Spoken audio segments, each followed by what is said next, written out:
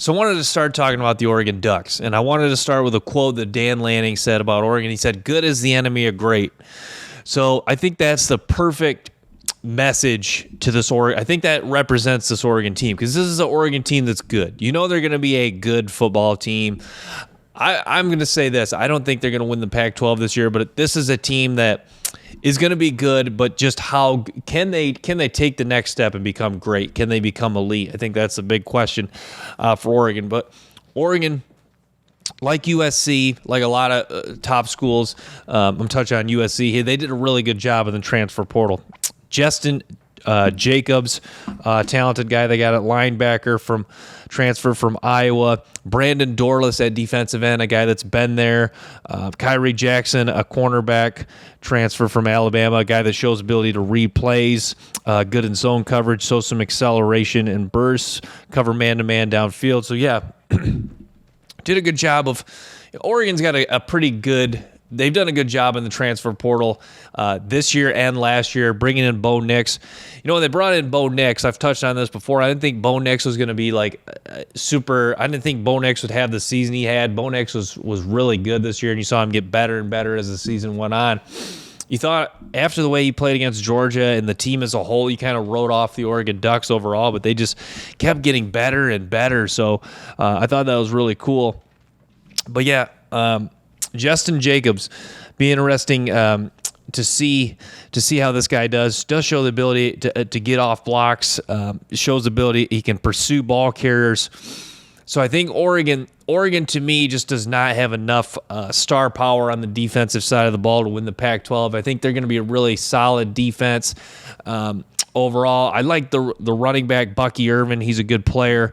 Offensive line should be solid once again. Receiving core I do like.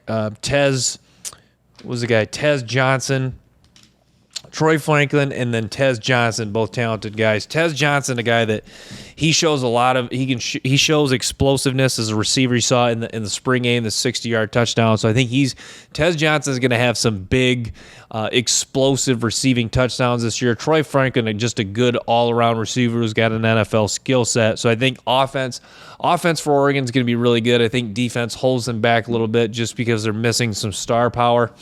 I think even though they're going to be really solid defensively, I don't think they have enough difference makers to make enough big-time plays in big-time games. So that's where I'm kind of at with the Oregon Ducks. I think Bo Nix, excellent play on offense, or excellent play at quarterback. Should be a strong running game led by Bucky Irving at running back, and then the receiving core strong. So. Yeah, offense definitely has firepower, difference makers, but yeah, defensively, they are just kind of searching a little bit. They're hoping one of these transfers pops, but based on what I've seen, I think a lot of them are going to be good players, but really not necessarily great players. So yeah, I think that's what Dan Lanning.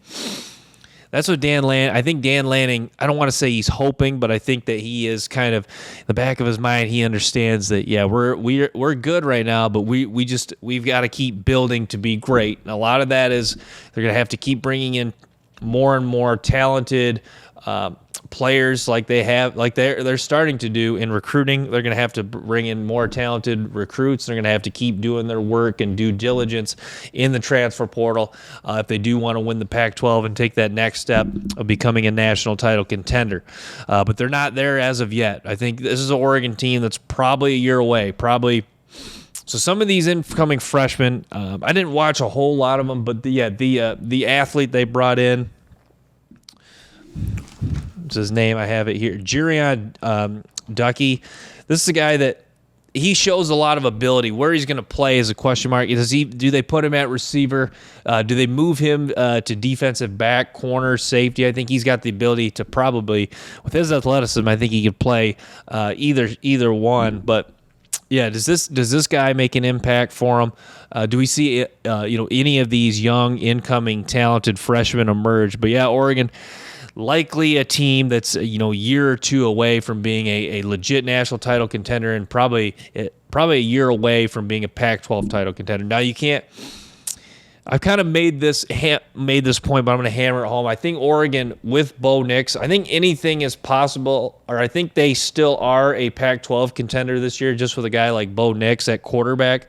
When you have an elite quarterback, that really can cover up a lot of holes on your team. But yeah, I think Oregon probably is going to be in more of a prime position to make some noise nationally next year. So even with Bo Nix gone, I think that Dan Lanning's a guy that knows how to recruit. He knows how to bring in talent. So to me, Oregon, and it looks like Lanning is looking to bring in talent more so in recruiting as opposed to transfer portal. So with that being said, that usually means that it's gonna be a couple more years till we see some of these younger recruits really take off. Even as talented as some of them are, it still take them maybe a year or two for you to really see their high-end potential and what they can do overall.